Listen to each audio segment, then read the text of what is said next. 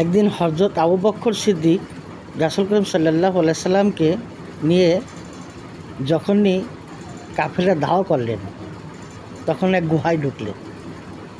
গুহায় ঢোকার পরে একটা গুহায় অনেকগুলো ছিদ্র ছিল। তখন এই সমস্ত গুহার ছিদ্রগুলা আবু বকর সিদ্দিক চেক করলেন। চেক করে তার গায়ের যে জামা আসলে সমস্ত জামা টুকরা টুকরা করে সমস্ত ওই ছিদ্রগুলো জুবাই দিলেন, যাতে কোনো পোকামাকড়ে আক্রমণ না করে। তখন একটি মাত্র সিদ্ধি বাকি রয়ে গেল, আর কোনো বস্তু ছিল না। তো রাসূল করিম সাল্লাল্লাহু আলাইহি সাল্লাম ক্লান্ত অবস্থায় হযরত আবু বকর সিদ্দিকের উরাতের উপরে ঘুমাই পড়লেন। তখন ওই ছিদ্র দিয়া একটি সাপ তাকে বারবার দর্শন করতেছিল বাইর হওয়ার জন্যে।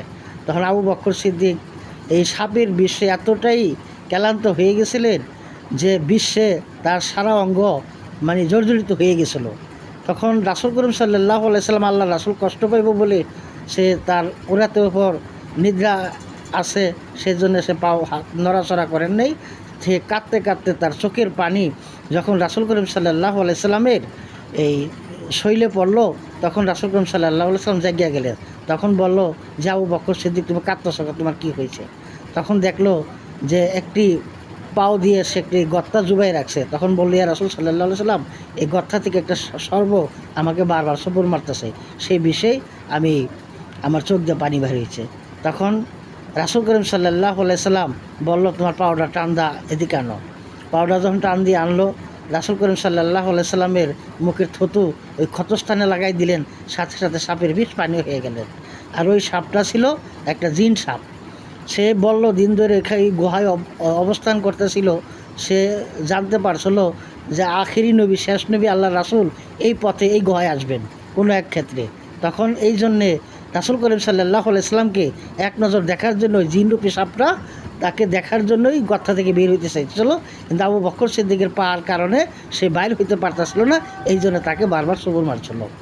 তখন সাপকে জিজ্ঞাসা করলো যে, তুমি কেন আবু বকর সিদ্দিককে আঘাত করলা? তখন বলল যে, ইয়া রাসূল সাল্লাল্লাহু আলাইহি সাল্লাম, আমি জানতে পারছিলাম যে আপনি এই গুহায় কোনো এক কারণবশত এই গুহায় আসবেন। আপনার সাক্ষাতের জন্য আমি এই গুহায় অপেক্ষা করতেছিলাম।